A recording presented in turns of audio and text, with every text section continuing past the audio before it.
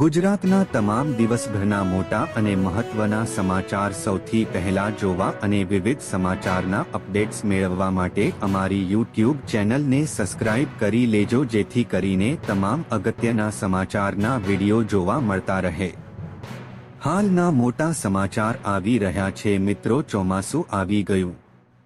હવામાન નિષ્ણાત પરેશ ગોસ્વામીએ આપ્યા ખુશીના સમાચાર। હા મિત્રો, રાજ્યમાં કાળઝાળ ગરમી પડી રહી છે। આ દરમિયાન લોકો ગરમી અને બફારાથી ત્રાહિમામ પોકારી રહ્યા છે। જો કે આ વચ્ચે એક આનંદના સમાચાર આવ્યા છે। હવામાન નિષ્ણાત પરેશ ગોસ્વામીએ નૈઋત્યના ચોમાસા અંગે માહિતી આપી છે। તેમણે જણાવ્યું છે કે હવે ગમે ત્યારે કેરળમાં નૈઋત્યના ચોમાસની એન્ટ્રી થાય તેવી શક્યતાઓ છે। સાથે જ તેમણે ગુજરાતમાં ચોમાસાની એન્ટ્રી અંગે પણ અનુમાન વ્યક્ત કર્યું છે।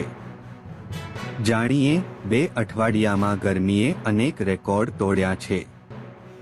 છેલ્લા કેટલાક વર્ષોની સરખામણીમાં ખૂબ ઊંચું તાપમાન આ વર્ષના ઉનાળા દરમિયાન જોયું છે। આજની તારીખમાં તાપમાન નોર્મલ કરતાં 1 ડિગ્રી નીચું આવી ચૂક્યું છે। આનું કારણ એ છે કે રાજ્યના અનેક વિસ્તારો પર વાદળછાયું વાતાવરણ થયું છે। હવે 31 તારીખ સુધી તાપમાન ફરી ઊંચું જાય તેવી કોઈ શક્યતા નથી। તાપમાન તો નોર્મલ કરતાં નીચું આવી ચૂક્યું છે, પણ ગરમી અને બફારો જોવા મળી રહ્યું છે। એમાં હાલ કોઈ રાહત મળવાની નથી। જેમ જેમ ચોમાસું નજીક આવશે તેમ તેમ હજુ વધારે બફારો જોવા મળશે। પરંતુ 3 થી 4 દિવસ સુધી પવનની ગતિ વધેલી રહેશે। નૈઋત્યના ચોમાસની વાત કરીએ તો 19 મેના રોજ ચોમાસું અંડમાન નિકોબાર ટાપુ પર સમય કરતાં 3 થી 4 દિવસ વહેલું પહોંચી ચૂક્યું હતું। તે પછી શ્રીલંકાના અનેક ભાગોને કવર કર્યું છે। હવે ગમે ત્યારે કેરળમાં નૈઋત્યના ચોમાસની એન્ટ્રી થાય તેવી શક્યતાઓ છે। હાલ ચોમાસાને લઈને 2 માપદંડ ખૂટી રહ્યા છે, જેમાં પશ્ચિમ દિશાના પવનો દરિયા કિનારે ફૂંકાવવા જોઈએ, તે પણ 35 કિમીની ઝડપે પવન ફૂંકાવવો જોઈએ। હવે પવનની દિશા ફરી રહી છે। લગભગ 24 થી 36 કલાકમાં કેરળમાં પવનની દિશા પશ્ચિમની થઈ જશે।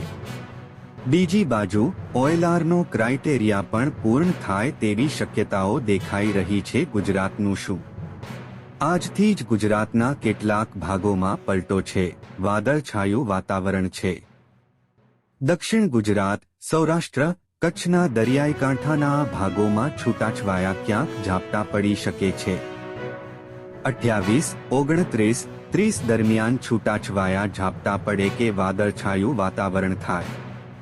સાથે જ 2 થી 10 જૂનમાં ઘણા વિસ્તારોમાં પ્રી મોન્સૂન એક્ટિવિટી થશે। સાથે જ તેમણે કહ્યું કે કદાચ આ વર્ષે એવું બની શકે કે 15 જૂન પહેલા ગુજરાતમાં ચોમાસું એન્ટર થઈ જાય। 13 થી 15 જૂને ગમે ત્યારે ગુજરાતમાં ચોમાસાની શરૂઆત થઈ જશે।